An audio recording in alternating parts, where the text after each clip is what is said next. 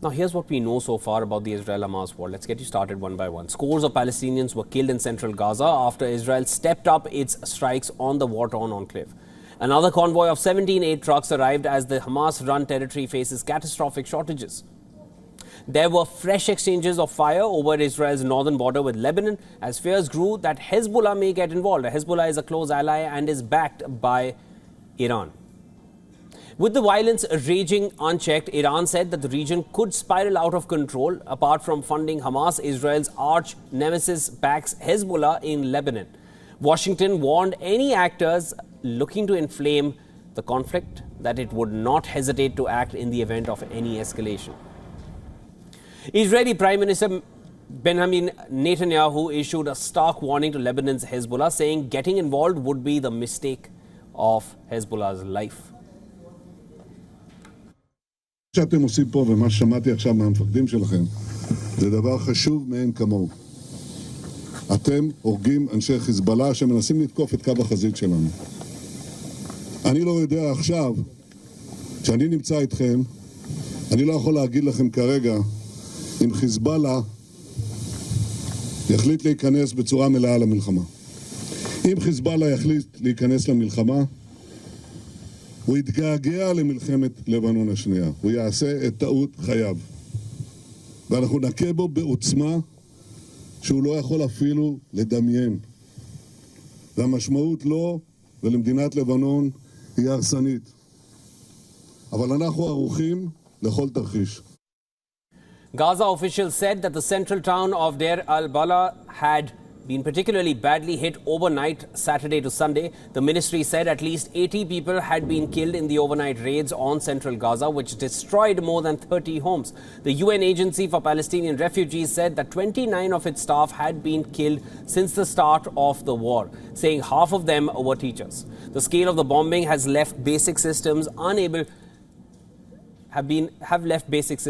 dysfunctional. Now, the UN stated dozens of unidentified bodies had been buried in a mass grave in Gaza City because cold storage has run out. The UN says Gaza needs 100 trucks per day to meet the needs of 2.4 million residents. Before the current hostilities erupted, the daily average of necessities which used to come into Gaza were about 500 trucks per day. And so far, there have been no deliveries of fuel. On Sunday, the chief of the UN Agency for Palestinian Refugees warned that supplies would run out in 3 days. The clock is ticking. Philip Lazzarini said, and I'm quoting here, without fuel, there will be no water, no functioning hospitals, and aid will not reach many civilians in desperate need. The Hamas group said that 165,000 housing units, half of those in the entire Gaza Strip, had been destroyed in the raids. Meanwhile, an Israeli soldier was killed near the Gaza border by an anti-tank missile fired by militants inside the enclave. Israeli Defense Minister Yoav Gallant warned the war with Hamas could take months. Speaking to Sky News, President Isaac Herzog said that the Israel Defense Forces found Hamas files with instructions for making chemical weapons. Analysts say it is not clear whether Hamas had any serious or operational plan for using makeshift chemical weapons or whether the group had attempted to produce them. This is material which was found on the body of one of those sadistic villains. It's Al-Qaeda material, official Al-Qaeda material. We're dealing with ISIS, Al-Qaeda, and Hamas. This is what we're dealing with. And in this material, there were instructions how to produce chemical weapons. It speaks about arson, and it speaks about various chemicals that come out and produce chemical weapons. With fears growing that the conflict could spread, Israel admitted accidentally hitting an Egyptian border post. Tel Aviv apologized for the same, which Cairo said has left an unspecified number of border guards with minor injuries. Pope Francis used his weekly Angelus prayer in Rome to plead for an end to the bloodshed. He said, and I'm quoting here, "The war is always a defeat. It is a destruction of human fraternity. Brothers, stop." He later held a 20-minute conversation with Joe Biden about the conflict situations in the world and the need to identify paths to peace. The US president later discussed the war with the leaders of Britain, Canada, France, Germany, and Italy. He also held talks with Benjamin Netanyahu.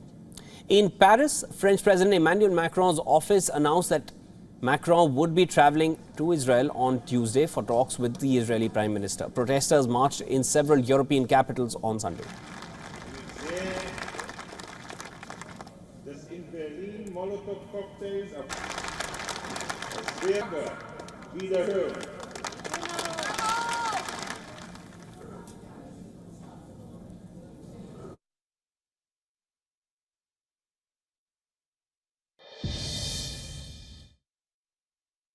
Well, we certainly hope not, because the current conflict between Israel and Hamas is bad enough, which obviously is killing huge amounts of Palestinians in Gaza, causing mass destruction within Gaza, and of course also harming people in Israel as well. The US presence there, of course, is vital for Israel, because Israel fears, and I would argue so does the US, of a potential another front. So if, say, Hezbollah gets seriously involved from Lebanon, it's arguable whether Israel is even able to manage that on its own. And I say that because since Netanyahu has been Israeli Prime Minister in the last year or so, a bit less than a year now, a lot of evidence suggests that the military in Israel has been degraded hugely. And a lot of people are deeply concerned, in fact, even in the last 2 weeks, that the military actually is not capable of fighting one war, let alone two. In other words, one with Gaza and one with Hezbollah. And the US presence there, I guess, is partly as almost like a quasi shield for the US. But the idea of the US getting actively involved in a war zone is the worst possible outcome, because if that happens, Hezbollah potentially is involved, and also Iran, which would be potentially a massive regional war, something we all want to avoid. Look, one of the things I think that Hezbollah probably is doing is testing Israel's defenses on the north around Lebanon to see how active they are, how possible they are to potentially get involved with Israel longer term. And Iran is probably sitting back now thinking to itself that they're in a relatively good position, namely that they had some involvement. We don't know exactly what. They have funded Hamas in the past. We don't know if they had any direct involvement in the recent Hamas attack on Israel. And Iran, in fact, is trying to have a much more bigger role in the Middle East. I would suggest that Iran does not want a regional war, because militarily, they arguably will not win against America. But even talking about that, the prospect of that is so catastrophic that this has to be de-escalated. There needs to be some kind of massive pressure on Israel, the US, and other players here to have a ceasefire in Gaza, because otherwise, ultimately, what Israel is moving towards, I fear, is what they wrongly perceive is a military solution to what's happening in Gaza. There is no military solution. You can destroy Gaza, you can try to remove huge amounts of Hamas infrastructure and its people, but then what? There is no real plan. There was a Reuters report a few days ago interviewing huge numbers of Israeli officials anonymously, and the